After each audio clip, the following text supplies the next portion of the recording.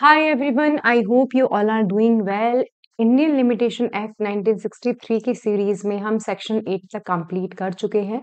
यदि आपने अभी तक प्रीवियस वीडियोस नहीं देखे हैं तो मैंने इंडियन लिमिटेशन एक्ट के नेम से एक प्लेलिस्ट बना दी है अपने यूट्यूब चैनल पे, आप जाकर वहां देख सकते हैं।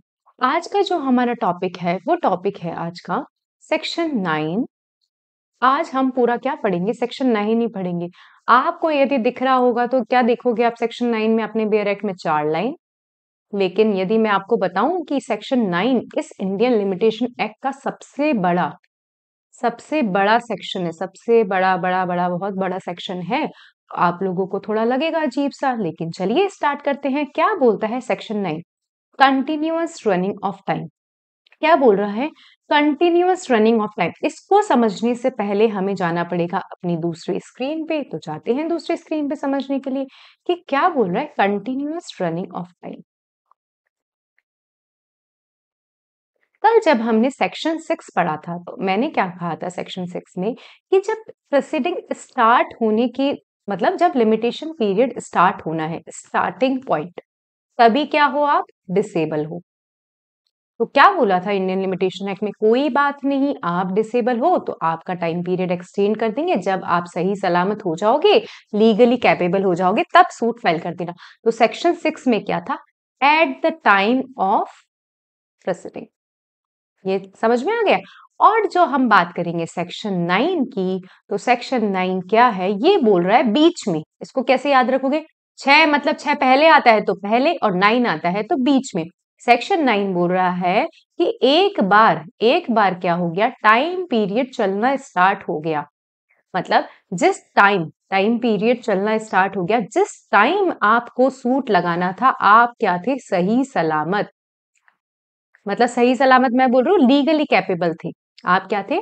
लीगली कैपेबल थे। आपने सूट नहीं लगाया। मान लीजिए 1/4 या 1 जनवरी 2024 को क्या था, बिल्कुल आपका कॉज ऑफ एक्शन राइज हो गया था। आपको क्या करना था? सूट फाइल करना था। अब क्या हुआ? आपका क्या टाइम हो गया? कंटिन्यूअस आपका जो लिमिटेशन पीरियड है वो चलना स्टार्ट हो गया है। अब मान लीजिए कि आप 1 साल बाद क्या हो जाते हैं, किसी भी तरीके से, किसी भी रीजन से लीगली डिसेबल हो जाते हैं। मान लीजिए इनसेन हो जाते हैं, तो आपका टाइम पीरियड चलना रुकेगा नहीं, वो चलता ही रहेगा। आप ये नहीं बोल सकते कि सर इस टाइम से इस टाइम तक के बीच में मैं क्या था? डिसेबल था, तो आप मेरा टाइम पीरियड क्या कर दीजिए? एक्सटेंड कर दीजिए। जी नहीं, वो क्या बोलेगा? भाई आप ये 1 साल में लगा सकते थे ना, आपने 1 साल में क्यों नहीं लगाया? तो सेक्शन 9 यही बात करता है। और इसके बहुत सारे एक्सेप्शन है, वो हम आगे बढ़ते जाएंगे। क्या एक्सेप्शन है? आ जाइए पहले मेन स्क्रीन पे, धीरे धीरे पढ़ेंगे। क्या लिखा हुआ है?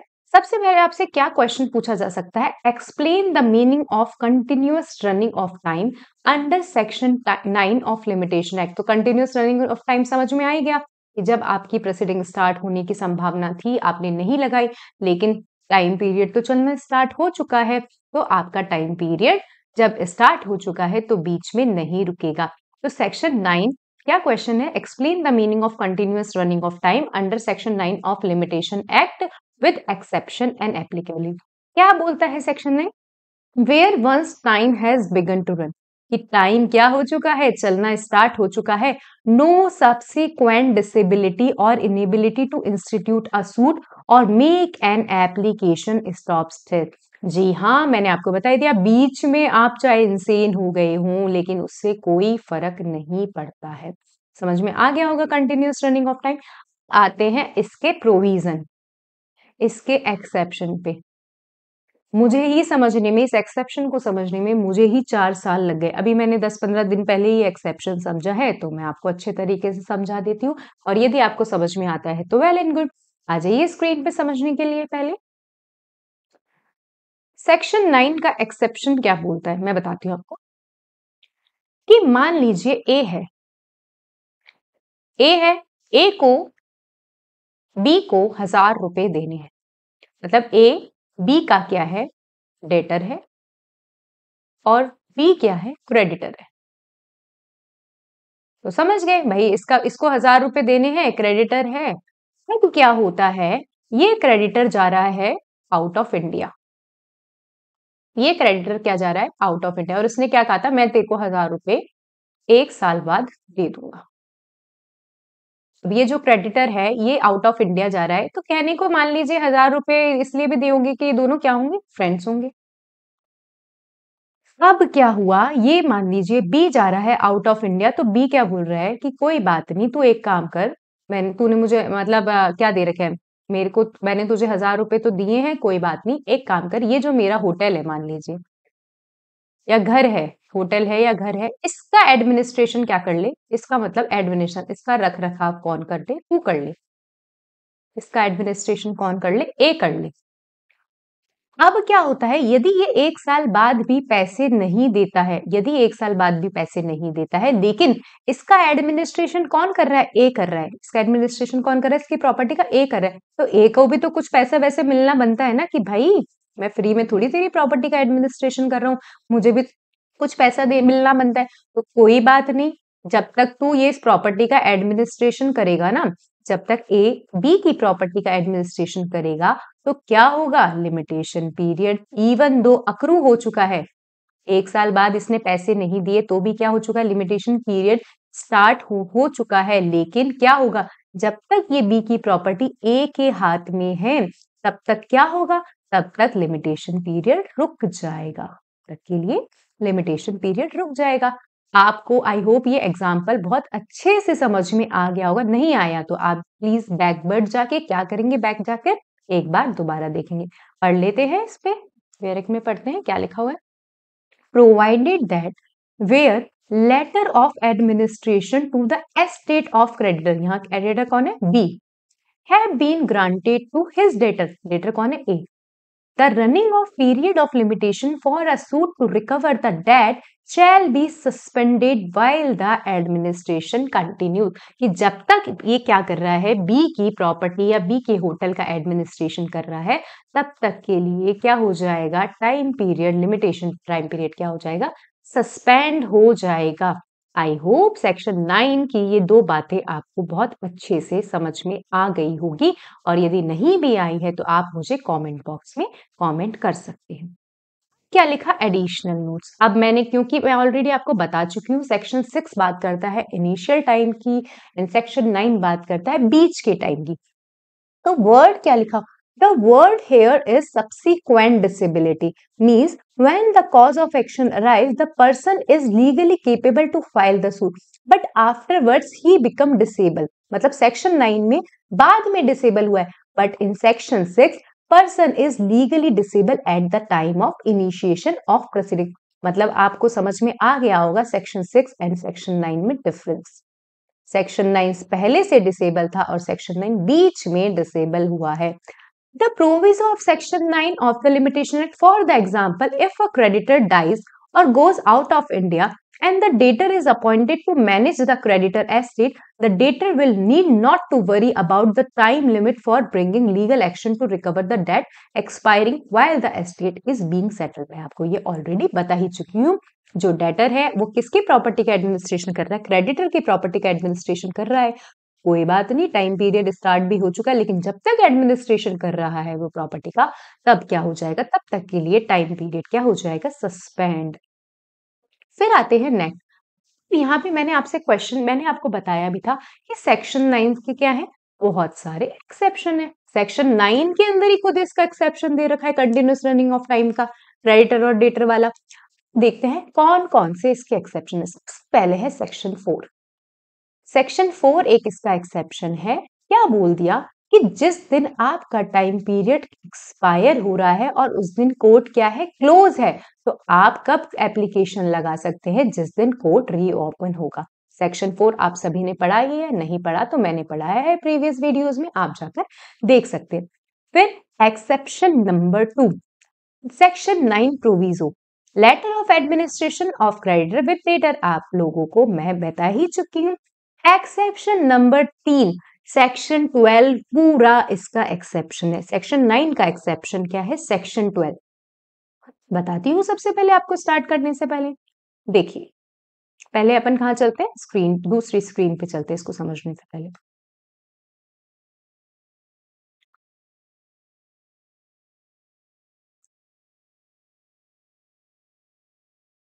देखिएगा क्या बोल दिया। सेक्शन 12 क्या बोलता है कि भाई जिस दिन आपका कॉज ऑफ एक्शन अराइज है, 1/1/2024 को आपका कॉज ऑफ एक्शन अराइज है, तो क्या होगा?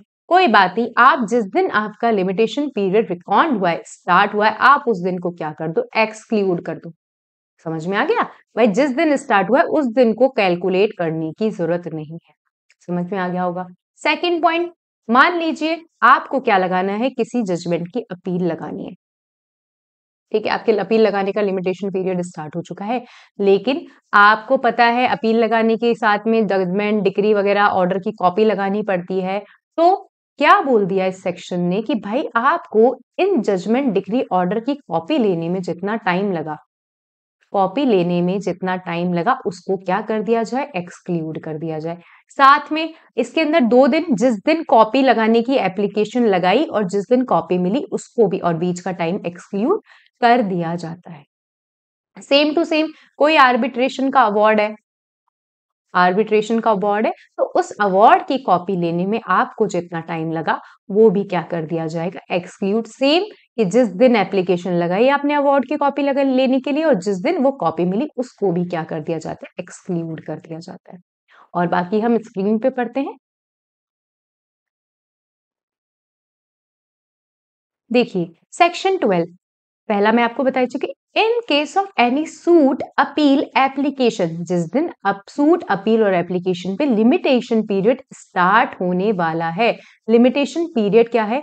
स्टार्ट होने वाला है, इसको आप लिख सकते हो रिकॉर्ड। उसको भी क्या कर दिया जाता है? एक्सक्लूड कर दिया जाता है। ठीक है, ऑफ द डे मतलब जिस दिन स्टार्ट होने वाला है इसको एक्सक्लूड कर दिया जाएगा। फिर the day on which judgment was pronounced and the requisite for obtaining the copy of the decree, sentence, order appealed from, कि जिस दिन जजमेंट प्रोनाउंस हुआ है और आपको कॉपी लेने में जितना टाइम लगा है वो भी क्या कर दिया जाएगा? एक्सक्लूड कर दिया जाएगा। यहाँ पे डिक्री, ऑर्डर की कॉपी लेने में जितना टाइम लगा है वो भी एक्सक्लूड कर दिया जाएगा। फोर्थ पॉइंट में लिखा है अवार्ड की कॉपी लेने में आपको जितना टाइम लगा है वो भी क्या कर दिया जाएगा? एक्सक्लूड कर दिया जाएगा। अब पढ़ते हैं हम सेक्शन 13। सेक्शन 13 पढ़ने से पहले हम चलते हैं दूसरी स्क्रीन पे। सेक्शन 13 क्यों है एक्सेप्शन, मैं आपको सबसे पहले बता दूं। सेक्शन 13 बात करता है पॉपर की। किसकी बात करता है? पॉपर। पॉपर क्या होते हैं? जो जो कोर्ट फीस नहीं दे सकते। तो क्या आपको मैंने पहले ही भी बताया था, पॉपर एप्लीकेशन लगाते हैं, application to sue as pauper, application to sue as pauper. फिर क्या होता है? कोर्ट इस एप्लीकेशन को एक्सेप्ट कर लेता है। इस एप्लीकेशन को कोर्ट ने एक्सेप्ट कर ली तो क्या बन जाता है? ये सूट बन जाता है, मतलब प्लेंट बन जाएगा। एज ए प्लेंट इसको मान लिया जाएगा कि application as a plaint file हुई थी। अब क्या हुआ? इस एप्लीकेशन को कोर्ट ने क्या कर दिया? रिजेक्ट कर दिया। भाई एडमिट कर लिया तो प्लेंट हो जाएगा, और रिजेक्ट कर दिया तो कोर्ट बोलेगा आपको क्या भरनी पड़ेगी? कोर्ट फीस भरनी पड़ेगी। आपको यदि ये सूट लगाना है, पहले तो आपने एप्लीकेशन लगाई थी, अब इस एप्लीकेशन को हम रिजेक्ट कर रहे हैं, आप पॉपर नहीं है, आपको क्या भरनी पड़ेगी? कोर्ट फीस भरनी पड़ेगी। तो यदि पॉपर पॉपर नहीं, वो पर्सन अब नॉर्मल पर्सन हो गया, पहले वो पॉपर की तरह एप्लीकेशन लगा रहा था, अब नॉर्मल पर्सन हो गया, कोर्ट को फीस जमा करवा देता है और कोर्ट को लगता है कि इसने पॉपर की एप्लीकेशन गुड फेथ में फाइल करी थी, तो जितना टाइम ये एप्लीकेशन लगाने और रिजेक्ट करने में लगा है वो क्या हो जाएगा? एक्सक्लूड। ठीक है, सेक्शन 13 आई होप आपको समझ में आ गया होगा। स्क्रीन पे चलते हैं। क्या लिखा? Time during which the applicant has prosecuting in good faith his application for leave to sue as a pauper applied for shall be excluded. I hope आपको बहुत अच्छे से सेक्शन 13 भी समझ में आ गया होगा। अब आता है सेक्शन 14। इसका एक्सेप्शन नंबर 5 है सेक्शन 14। इसके लिए हमको कहाँ चलना पड़ेगा? दूसरी स्क्रीन पे। समझिए, पहले हर चीज को समझते हैं फिर रटते हैं। कभी भी रट के याद नहीं करना है, याद करके रटना है। सेक्शन 14, मुझे लगानी थी जयपुर का ज्यूरिडिक्शन और जोधपुर का ज्यूरिडिक्शन। मान लीजिए मुझे लगानी थी जयपुर के ज्यूरिडिक्शन में केस फाइल करना था, सूट इंस्टीट्यूट मुझे करना था जयपुर के इंस्टीट्यूट केस उसमें कोर्ट में। अब मैं गुड फेथ में कहाँ चली गई? जोधपुर के ज्यूरिडिक्शन में, जबकि जोधपुर के ज्यूरिडिक्शन को वो तो केस हैंडल करने की एम्पावरमेंट ही नहीं थी। तो क्या होगा? अब मैं गई थी गुड फेथ में, गुड फेथ में मान लीजिए 2 महीने गुजर गए, तो ये 2 महीने को क्या कर दिया जाएगा? Even though the time has begun to run, the time has begun to run, लेकिन ये 2 महीने क्या कर दिए जाएंगे? 2 मंथ्स ऑफ गुड फेथ, इसको क्या कर दिया जाएगा? एक्सक्लूड। डन? समझ में आ गया होगा। स्क्रीन पे आते हैं। Section 14 Civil proceeding relating to the matter in issue had been initiated in a court which is unable to entertain it by lack of jurisdiction or by any other like cause shall be excluded। समझ में आ ही गया होगा। अब जो इसका last exception है, exception number 6 section 9 exclusion of time in certain other cases, exclusion of time in certain other cases। पहले आपको स्क्रीन पे चलना पड़ेगा इसे समझने के लिए। सेक्शन 15 क्या बोलता है कि यदि किसी एप्लीकेशन को या किस मतलब एप्लीकेशन, सेक्शन 15 आपको याद रखना है, कई बार प्री में क्वेश्चन आता है कि सेक्शन 15 किस पे अप्लाई नहीं होता? अपील पे अप्लाई नहीं होता। क्या याद रखेंगे? सेक्शन 15 अपील पे अप्लाई नहीं होता। सेक्शन 15 में कहा है कि कोई एप्लीकेशन लगानी है आपको एग्जीक्यूशन की, या आपको सूट इंस्टीट्यूट करना है, लेकिन ये जो एप्लीकेशन और सूट को किसके द्वारा होल्ड किया जा रहा है? इंजंक्शन, इंजंक्शन के द्वारा, किसी ऑर्डर के द्वारा इसे क्या किया जा रहा है? होल्ड किया जा रहा है कि भाई नहीं लगाओगे। तो जिस दिन ये इंजंक्शन लगाया, जिस दिन ये इंजंक्शन रिमूव हुआ और इसके बीच का टाइम, ये क्या हो जाएगा? इसे एक्सक्लूड कर दिया जाएगा। क्या कर दिया जाएगा? इसे एक्सक्लूड कर दिया जाएगा। अब मान लीजिए कि कभी कभी आप लोगों ने सीआरपीसी भी पढ़ा होगा या सीपीसी भी पढ़ा होगा, सीपीसी में सेक्शन 80 पढ़ा होगा, सीआरपीसी में सेक्शन 196 पढ़ा होगा। इसके अंदर क्या लिखा है? आपको इन केसेस को लगाने के लिए क्या जरूरी होती है? Previous consent. तो कहीं पे क्या हुआ? किसी केस को लगाने के लिए आपको क्या चाहिए? प्रीवियस कंसेंट चाहिए किसी भी अथॉरिटी की। अब टाइम तो लगेगा ही ना, तो क्या बोल दिया कि जिस दिन आपने इस प्रीवियस कंसेंट की एप्लीकेशन लगाई, जिस दिन आपको प्रीवियस मतलब जो कंसेंट मिल गई और इसके बीच का टाइम, इसे क्या कर दिया जाएगा? एक्सक्लूड कर दिया जाएगा, even though the time has begun to run. Screen पे चलते हैं, पहले इन 2 पॉइंट्स को पढ़ते हैं, बाद में अपन आगे चलेंगे। फर्स्ट बात कि जहां सूट और application for execution of decree है और उस सूट का इंस्टीट्यूशन और एग्जीक्यूशन किस लिए स्टे कर दिया गया है? इंजंक्शन और किसी ऑर्डर के द्वारा। तो time of continuance of injunction order, the day on which it was issue और the day on which it was withdrawn shall be excluded. I hope बहुत अच्छे से समझ में आ गया हो। सेकेंड पॉइंट में आपको बता ही चुकी हूं कि किसी सूट को इंस्टीट्यूट करने के लिए कहीं यहाँ पे मतलब section 80 for example section 80 CPC में ऑर्डर दिया और नोटिस दिया जाना है गवर्नमेंट को, या प्रीवियस कंसेंट जरूरी है गवर्नमेंट या अथॉरिटी की। तो जिस दिन वो नोटिस दिया, टाइम लगा एक्सेक्शन सेक्शन में और कंसेंट में, उतना टाइम क्या कर दिया जाएगा? एक्सक्लूड कर दिया जाएगा। अब आइए नेक्स्ट, ये पॉइंट बहुत बड़ा है, हार्ड लगता है, लेकिन हम इसे कैसे पढ़ेंगे? हम तो सिंपल तरीके से पढ़ते हैं, हम तो इनोवेटिव तरीके से पढ़ते हैं। आ जाइए, क्या बोलता है सेक्शन 15 का सब सेक्शन 3। देखिए क्या होता है, आप लोगों को पता है कि यदि कोई पर्सन इंसॉल्वेंट होता है, मान लीजिए ए है, वो इंसॉल्वेंट हो रहा है, और यदि कोई कंपनी क्या होती है? लिक्विडेट होती है। ठीक है, इसका वर्ड मैं एग्जैक्टली देख लेती हूँ। इसका वर्ड लिखा हुआ है कि यदि कोई पर्सन इंसॉल्वेंट होता है और यदि किसी कंपनी का वाइंडिंग अप होता है। ठीक है, स्क्रीन पे आते हैं पहले कि यदि कोई पर्सन इंसॉल्वेंट होता है और यदि किसी कंपनी को वाइंडिंग अप किया जाता है, तो क्या होता है? इंसॉल्वेंट की केस में तो रिसीवर अपॉइंट होता है, और वाइंडिंग अप के केस में क्या होता है? कौन अपॉइंट होता है? लिक्विडेटर अपॉइंट होता है। आप खुद ही सोचिए कि बाकी सारा दारोमदार किसके पास चला जाता है, इस रिसीवर और इस लिक्विडेटर के पास चला जाता है। तो ये नया नया अपॉइंट हुआ है बेचारा, इसको टाइम तो लगेगा, इसको टाइम तो लगेगा इस कंपनी की बैलेंस शीट को पढ़ने में, इस इंसॉल्वेंट को समझने में कि इसके पास में कितनी प्रॉपर्टी है, इसके पास में कितनी है ना लाइबिलिटी है, इस कंपनी के कितने डेटर है, क्रेडिटर है, असेट्स है, लाइबिलिटीज है, कैश कितना है, बैंक कितना है, इसमें टाइम तो लगेगा। तो क्या बोल रहा है कि जब ये लिक्विडेटर अपॉइंट हुआ, ठीक है, जब ये लिक्विडेटर, ये वाइंडिंग अप या इंसॉल्वेंट की प्रोसीडिंग स्टार्ट हुई से लेकर ये लिक्विडेटर अपॉइंट होने के 3 मंथ तक का टाइम क्या कर दिया जाता है, एक्सक्लूड कर दिया जाता है। क्या कर दिया जाता है, एक्सक्लूड कर दिया जाता है। आई होप समझ में आ गया होगा। आ जाइए स्क्रीन पर, देखिए कि क्या लिखा हुआ है कि wherever for any suit और application for execution decree a receiver appoint. तो रिसीवर किसके लिए अपॉइंट होता है, पर्सन जब इंसॉल्वेंट होता है, और लिक्विडेटर अपॉइंट होता है जब कंपनी का वाइंडिंग होता है। तो क्या क्या एक्सक्लूड किया जाएगा, the period beginning with the date of institution of such proceeding, मैंने आपको बताई थी कि जब प्रोसीडिंग इंस्टीट्यूट हो रही है तब, and ending with the expiry of 3 months from the date of appointment of such receiver. उस रिसीवर के अपॉइंट होने के 3 मंथ के एंड तक क्या कर दिया जाएगा, उसे एक्सक्लूड कर दिया जाएगा।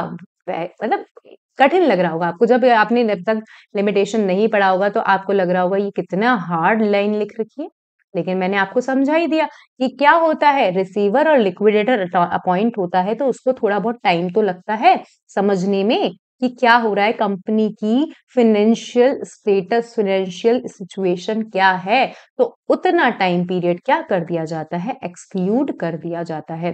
फिर कोई परचेजर, मतलब कोई भी सूट है सेल का सूट चल रहा है, तब तक जब तक कि वो सेल को क्या कर दिया गया है, सेट असाइड कर दिया गया है। कभी कभी सेल सेट असाइड हो जाती है ना, उतना टाइम क्या कर दिया जाएगा, एक्सक्लूड कर दिया जाएगा।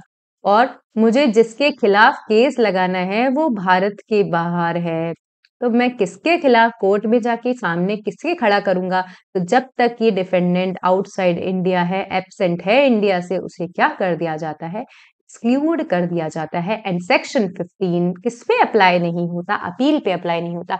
आई होप आपको सेक्शन 9 और इसके सारे एक्सेप्शन बहुत बहुत बारीकियों से समझ में आ गए होंगे। इसके साथ हमने क्या क्या पढ़ा, सेक्शन 4 भी पढ़ा, सेक्शन 12 भी पढ़ा, सेक्शन 13 पढ़ा, सेक्शन 14 पढ़ा, सेक्शन 15 पढ़ा। इतने सारे सेक्शंस को हमने कवर कर लिया है। एंड प्लीज इसमें बहुत मेहनत लग गई है, आप प्लीज मेरी वीडियो को लाइक कर दीजिएगा, इस वीडियो को शेयर कर दीजिएगा एंड चैनल को सब्सक्राइब कर दीजिएगा। Thank you so much all of you.